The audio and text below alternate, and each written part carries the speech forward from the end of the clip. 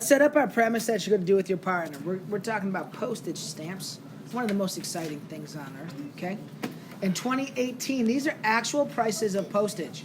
So you might not know this, but a stamp only covers you for 1 ounce.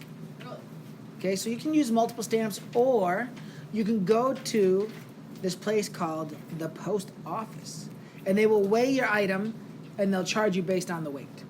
So what you have here is the function of the price by weight for the postage stamps, or what you pay. Like, I don't know if they actually will throw a stamp on there. Sometimes they'll just like print something on there. And what you're going to do with your partner is you're going to answer number 1 and number 2.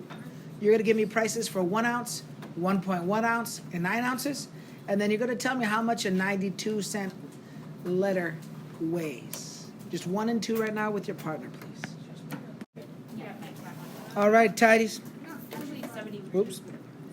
Who has how much a 1 ouncer would cost for me? Who's got 1 ounce? Sean? 50 cents. 50 cents. Whoops, not $50. 50 cents. And I looked right here. 1 ounce is right there. It's a solid dot, 50 cents. Now, just a little bit over 1. Who can tell me how much that one's going to cost? JP? 71 cents. And I know that because just past that open circle, right there, 71 cents. Well, but what about just under that 1 ounce? 71 is it's still 50 cents. It's still 50 cents, Sophia says, because it would be right here on that line right there. So this is a piecewise function. We've seen them a little bit, right? It has pieces to it is one way to think about it. And this means that it's not a proportional relationship with the weight and the price, right? It kind of like stalls out for a little bit. This range of weights pumps out this price, okay? So what you're going to do is you're going to look at Kieran and May down here. Kieran here, May here. And they wrote the rules for the piecewise function. We'll be doing this. Oh, wait, I skipped 2. My bad, guys. 92 cents. What weight for 92 cents? 2 to 3 ounces. So Ryan says 2 to 3 ounces. So 2 ounces cost 92 cents? Well, 2 ounces cost 100 cents, buddy. 2 ounces cost 71 cents. I would say, because it can cost 21, so I'd say anything over 2. But Over 2. Yeah, that's hard to say. Over 2, but up to 3, Yeah. right? And 3 works. So Okay. here's how I'm going to choose to write it. You ready? Since you said 2, I'm going to say it like this. I'm going to say the weight has to be more than 2, but it can be as high as 3. That's how I'm going to choose to write it. All right? So if you have any weights that work in that compound inequality, it's a valid answer. So if you want your best bang for the buck, go with 3, man. Wait before you go 3 ounces exactly, because you skimp out on a 1/4 ounce there, you're still paying the same price. And that's a wasted 1/4 ounce. Slip a paper clip in there just for fun. Who knows? I don't know. Just a random sticky note, nothing on it. Just get that 1/4. I don't know how much you got to put in there, but, don't waste that 1/4 ounce. So what you're going to do is you're going to look at Kieran and you're going to look at May. Both of them are wrong. How are you going to fix each one? That's what you and your partner are going to do next. I think we can get a general rule how to fix Kieran's. Who can tell me how to fix Kieran's whole thing? One general rule, Sean. Don't put the less than or equal to, just less than. Yeah, well, I think this right here. Yeah. We make those less than, the whole thing works. So how can we fix May's? What's the general thing that we can do to fix all of May's? just put the line under the The line under the second one. So these would all need to be less than or equal to. Because on the high end of the weights, that's where I have my solid dot. On the low end, it's open. Everybody seeing that? Yeah. Okay, so for example, for 50 cents, we won't do them all, but the 50-cent rule is 0. Weight needs to be more than 0, but less than or equal to 1 to be 50 cents. All right, open on left, closed on right. We all good? So you're going to be... So I would keep these handy for tonight when you're doing homework, because you're going to have to write these rules on your homework tonight, okay? And it's like a thing that's like not hard, but it takes some time. You have to think about it, and it's kind of new, even though it's nothing too crazy. Our next situation is bike shares, which we actually have in Grand Rapids sometimes, although I don't see them around right now. But We have that bike share where there's just a bike, nobody owns it except a company, and then you can like check it out for periods of time, and you pay a price for that. So this time you're given the rule for the piecewise function right here for these bikes, and then you're going to fill out your table and then draw your piecewise function on the graph. You're then going to do number 2. We're going to put number 3 together as a whole group. So 1 and 2, we're going to do table, graph, describe in words, this bike share situation and pricing, and then we're going to all together put it together number 3 with a domain and range. So let's work on filling out this table. 0 minutes would cost how much money? Yeah, I would say 0 or maybe even undefined. Like there's not even a money reason because if you're not borrowing the bike, you're not borrowing the bike, right? So I would take 0 or undefined. Now 10 minutes on the bike, how much is that going to run you? $250. 25 minutes, how much is that going to run you? $250. So if you know you're going to ride it 10 minutes, you might as well ride it 15 more, just the same price, right? Yeah. How about a whole hour? How much is that going to run you? $5. But you go 61 minutes, $750, right? So 75 minutes is going to be $750.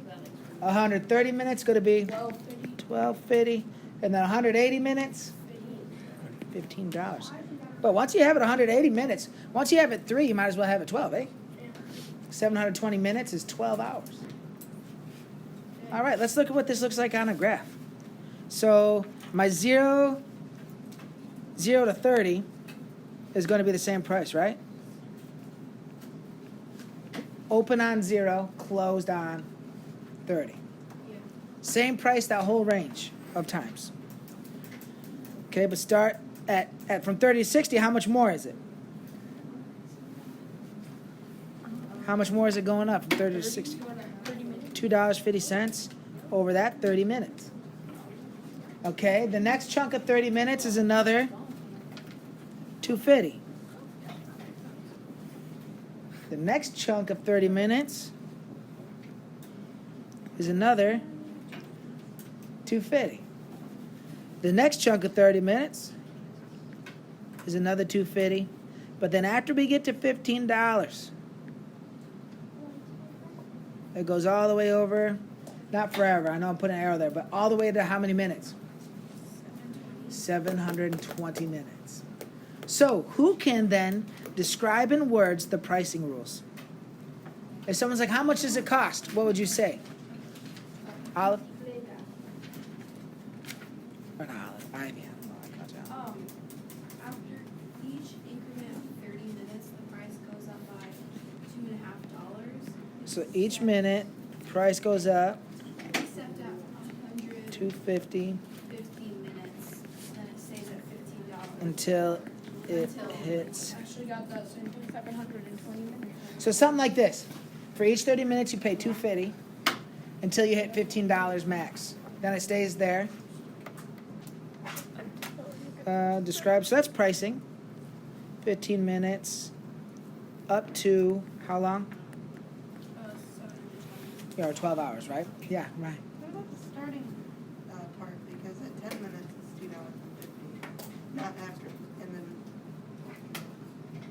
Each 30 minutes is a 250. no. After 10 minutes it goes up by $2.50 for the first one, but then it starts going up by every 30 minutes. It goes by $2. 30, 30, 30, 30, 30.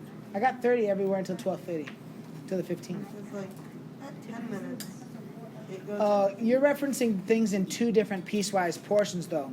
We've got to, instead of splitting from 10 to 20, we've got to look at these intervals that are given. Because this is the rule. I like what you're saying there. But if you looked at some different portions, this to this, but we have to follow this rule. This is the rule of them. You also see that whole, like, in the real world, the place that I see that, like, max price, if you ever pay attention in parking garages downtown, it'll be like $2 per half hour, max of $12 or something. That's because if you stay there more than 6 hours, let's say 8, they don't keep charging half hours. They, like, put a max on it. That's another place to see it. So let's write down the domain and range. The domain is all possible inputs. So what are all the possible inputs? What's the lowest? 0. Kind of 0, right? Like, but there's an open circle, so it doesn't include. So I'm going to write it like this. The time has to be more than 0. Okay? What's the highest time? 12 hours. 720 minutes, right? Wow. But it can be 720 minutes. So you could write words for this, but I'm going to write the domain in this notation. The time has to be more than 0, but it can be everything more than 0, but less than or equal to 720 minutes. Okay? That's my inputs or my domain. My range would be my outputs. What are my outputs? Prices, right? So what's the lowest price it can be? 2.5. And it does 250 work?